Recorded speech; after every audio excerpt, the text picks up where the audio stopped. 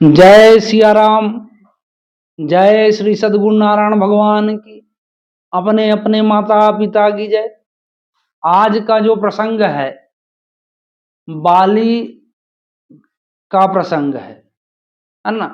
इस प्रसंग से आपको दो सीख मिलेगी कि गलत करने वाले को बुरी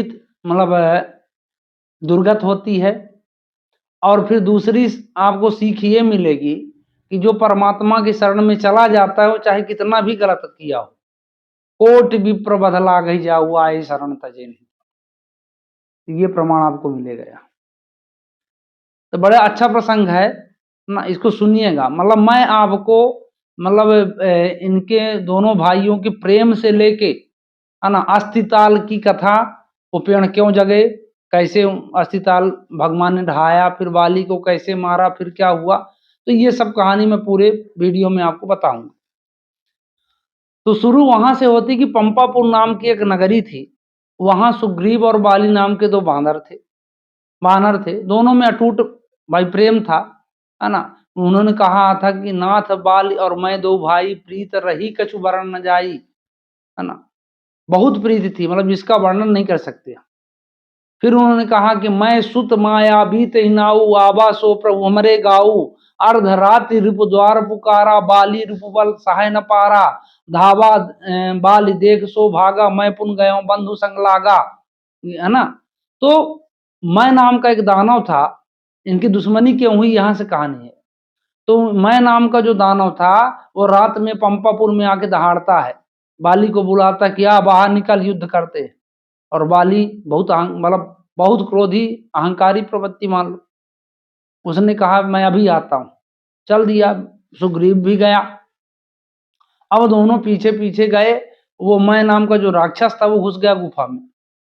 बाली ने कहा सुग्रीव से कि तुम यहीं खड़े रहना और मैं जाता हूं अंदर, उसका आवाज काम में तमाम करके निकलूंगा। निकल गए अंदर, दोनों की अच्छी लड़ाई शुरू हुई। अब सुग्रीव बाहर खड़े हैं, है ना।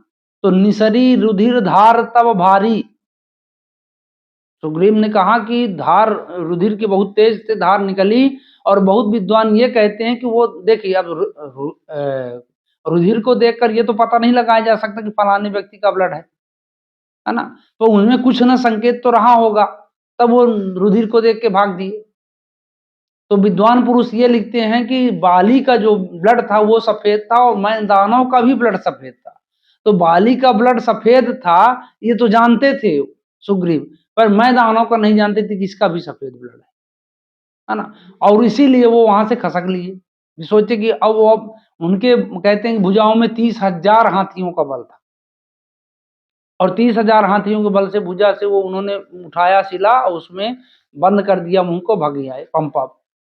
अब बाली उसको मार के मैं नाम के दानव को, और किसी तरह वो आता है यहाँ पंपापुर में, देखा जाए राजा बना था। उन्होंने निवेदन किया कि भैया आपका राज्य, वो मारा क्रोध के मारे लाल था, मार कूट के लातों लात लात घूसे की वो उछार कर दिया और भगा दिया, बजाओ। अब सुग्रीव वहां से भागा। अब देखिए, अब कहते हैं यहाँ एक और किंवदंती है यार, ये कहीं सुनी बात है, कहीं शास्त्र में प्रमाणित बात नहीं है कि बाली को ऐसा वरदान था कि आधा बल सामने वाले का चला जाए। कहीं भी नहीं लिखा है, कोई भी महापुरुषों ने नहीं बताया। रामायण हमने भी पढ़ा है, आपने लोगों ने भी पढ़ा होगा, पर लिखा नहीं है। महापुरुषों की भी वाणी है कि कहीं लिखा नहीं है। ये सिर्फ एक कहानी है, बना दिया गया कि उसको ऐसा वरदान था जो चली आ रही है ना, कहीं प्रमाण नहीं है इस बात का।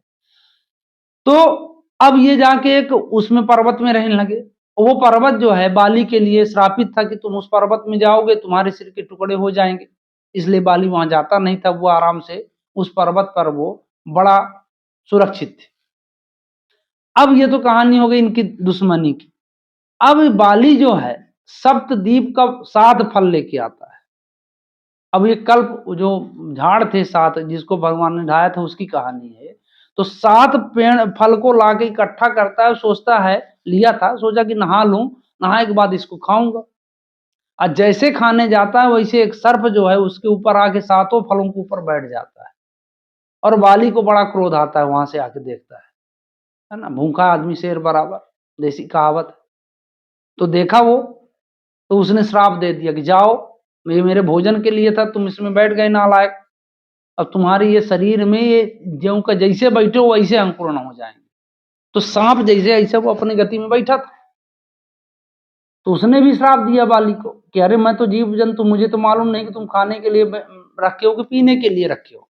मैं बैठ गया तो मैं भी श्राप देता हूं कि जो इस पेड़ को एक बाण में काट देगा, ढहा देगा, वही तुम्हारे मृत्यु उसी के हाथ से होगी तुम्हें।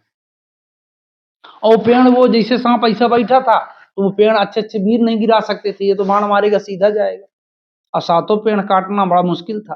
तो सुग्रीव की जब मित्रता राम से हुई तो राम उसको विश्वास नहीं हुआ, जबकि राम ने प्रतिज्ञा वहीं कर ली थी कि सुन सुग्रीव मारियो बाली एक ही बाण, ब्रह्म रुद्र शरणागत तऊ न उबर प्राण। उसके प्राण नहीं उबर सकते, मैं मारूंगा। और जब वचन पर देखो यहाँ सुग्रीव को भरोसा नहीं हुआ, तब उसने अस्त्र ताल रघुनाथ दिखाए और ले जाके उसने दिखाया कि प्रभु अगर इसको आप ढहा दे तो मुझे विश्वास हो जाए। उन्होंने कहा ठीक है। अब वो तो राम का बाण है, एक बाण छोड़े पूरा पेड़ सातों कट के गिर गए और फिर बाण वापस आ गया। तब सुग्रीव को विश्वास होता है, राम जी के वचनों से विश्वास नहीं हुआ। अब सोचिए, तो अब इसका बदला वो देंगे, क्योंकि परमात्मा के ऊपर जो विश्वास नहीं मानता उसको उनकी शरण में भी कष्ट होता है। और कष्ट वो कष्ट नहीं है, उसके अपराध, वो अपराध है भगवान के, जो साक्षात भगवान के ऊपर विश्वास न माने। तो यहाँ अपराध हुआ सुग्रीव से। अब इसका फल क्या होगा आगे समझना। कहां पर इसको सुग्रीव को भी दंड दिए हैं इस पाप का। अब उन्होंने कहा जाओ ललकारो बाली को। बाली को ललकारा सुग्रीव ने, बाहर निकाल।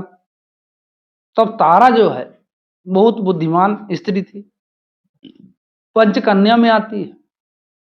उसने कहा स्वामी मैंने सुना है कि सुग्रीव जिससे मित्रता किया है वो रो रघुवंशी बहुत प्रतापी है।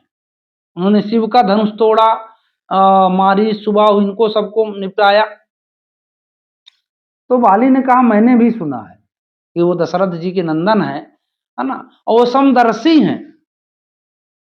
चौपाई तुलसी बाबा ने लिखा है कि जो कदाच मोहि मारियो तो मैं होव सनाथ। अगर राम जी मुझे मारते हैं तो मैं सनाथ हो जाऊंगा, है ना। कह बाली सुन भीर प्रिय समदर्शी रघुनाथ।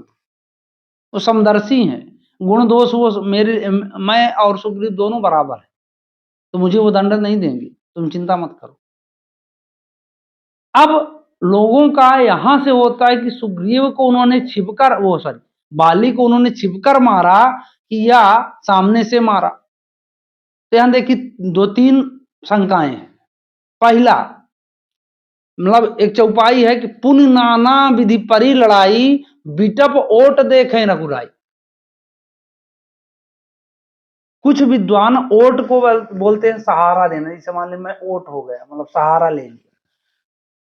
तो भगवान जो है पेड़ के सहारे में टिके हुए थे, कुछ विद्वान कहते हैं। ये बात भी सत्य होती क्योंकि मर्यादा पुरुषोत्तम, और किसी भी व्यक्ति को छिपकर मारना मर्यादा तो हो ही नहीं सकती। ठीक है, ये भी संदेह उचित। और दूसरा संदेह ये भी है कि भगवान ने वहां प्रण ले लिया कि बाली एक मारियो एक बाण, और यहाँ बाली कह रहा है कि समदर्शी रघुनाथ। तो राम जी को यह भी डर है कि अगर बाली शरण में आ गया तो मैं क्या करूंगा, मेरी प्रतिज्ञा क्या होगी, इसलिए बाली मुझे देख ना पाए, है ना। फिर दूसरी यहाँ मतलब दूसरा विद्वानों का मत है कि बाली पापी था। क्यों पापी था, तो उन्होंने बताया, बाली ने पूछा कि मुझे आपने बाली की तरह छिप कर क्यों मारा। तो उन्होंने कहा कि अनुज बधु भगनी सुत नारी, सुन सठ कन्या ये समचारी, इन्हीं कुदिष्ट विलोक जोई, ताहि बधि कछु पाप न हो। तो कुछ विद्वान तो ये भी कहते हैं कि मतलब उनके वो चेहरा नहीं देखना चाहते थे, लेकिन ये बात गलत सिद्ध होती है क्योंकि बाद में भगवान ने उसको अमर पद देने के लिए कहा कि मैं तुम्हारे प्राण को रोके देता हूं। तो कुल मिला के अब जो भी बात रही हो, बाकी यह है कि ओट लिखा है। अब ओट का अर्थ चाहे छिपना हो और चाहे क्या नाम से टिकना हो, जो भी हो, भगवान ने मारा बाली को। अब जब बाली मरता है, मतलब बाण लग गया, तो बाली लगने के बाद बाली भगवान को देखता है और भगवान से कहता है कि आपने मुझे क्यों मारा। तो उन्होंने भगवान ने बताया कि उन्होंने कहा, तो उसने बड़ा फंसा के रखा था कि मैं कपी जाति का हूं, बंदर जाति का हूं, मेरे में ये सब लागू नहीं होता जो आप बता रहे हैं, है ना। और मैं सुग्रीव बराबर हैं दोनों। भगवान दयालु हैं, करुणा निधान है। जब वो शरण में अहम त्याग के जब शरण में आ गया तो उन्होंने कहा कि अचल करो मैं राखूं प्राण, तुम्हारे मैं प्राण को रख दूंगा। उसने कहा नहीं प्रभु। बड़ा सुंदर बाली यहाँ इतना अच्छा वरदान मांगता है कि एक भक्त नहीं मांगा, है ना। अब नाथ कर करुणा बिलोकहूँ देहूँ यह बर मांगहूँ, जेहि जोनि जन्मऊ कर्म बस तहाँ राम पद अनुराग है। वो कहता है कि हे परमात्मा, हे दयालु, अब मुझे कुछ न चाहिए। जेहि जोनि जन्मऊ कर्म बस तहाँ राम पद अनुराग है। वहां मैं राम राम कहूँ, सीता राम भजूं, किसी भी उसमें पद में रहूं, किसी भी जोनी में जाऊं, है ना। तो फिर राम जी ने कहा कि नहीं ठीक है। उन्होंने बाण को निकाला, उसके दर्द को कम किया, है ना। और वो चाहता था कि मैं मरूं, नहीं राम जी उसको मारते ना, उसके प्राण, क्योंकि सुग्रीव भी माफ कर दिए थे। सुग्रीव ने कहा कि उसको गले लगाया, उसने बाली ने सुग्रीव को गले लगाकर कहा कि तुम धन्य हो, जाओ तुम अचल राज्य करो। और अंगद को हाथ पकड़ा। तो यहाँ भी विद्वान कहते हैं कि हाथ इसलिए पकड़ा, जब लोग कहते थे कि बताओ कलेजा में, मतलब उसको लगा लिया, सब कुछ उसको दे दिया, बेटे को क्या दिया। तो भाई ने कहा बेटे को मैं वो पद दे के जा रहा हूं जहां ये सब पद छोटे हैं, मैं अपने रघुनाथ जी का शरण दे के जा रहा हूं, इसलिए हाथ पकड़ा। और हाथ पकड़ने के बाद परमात्मा का पकड़ा दिया, बोले अब सब ये जिम्मेदारी।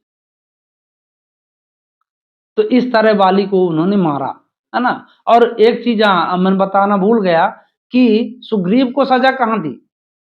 जब सुग्रीव दोनों जो है लड़ने, तो बाली मुटका औलाद का बौछार कर दिया, सुग्रीव अधमरा हो गए, वहां से भागे, आए तो भगवान को कहा कि अब मेरे तो प्राण निकल रहे, इतना मारा है। तो भगवान ने क्या कहा कि एक रूप तुम भ्राता दो।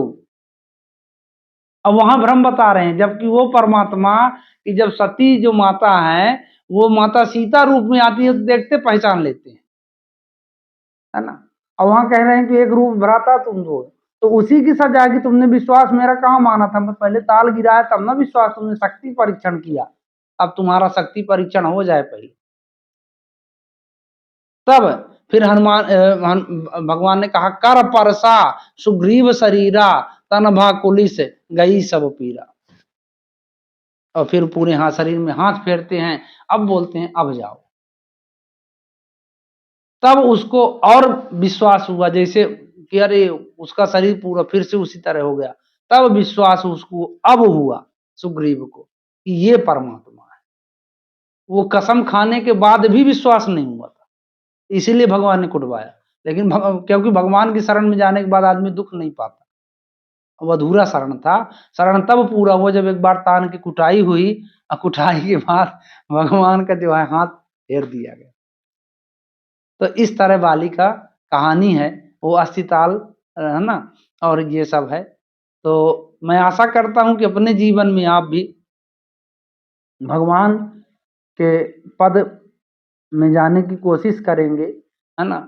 और वो बिल्कुल अपराध को विसार देंगे। जय सीताराम।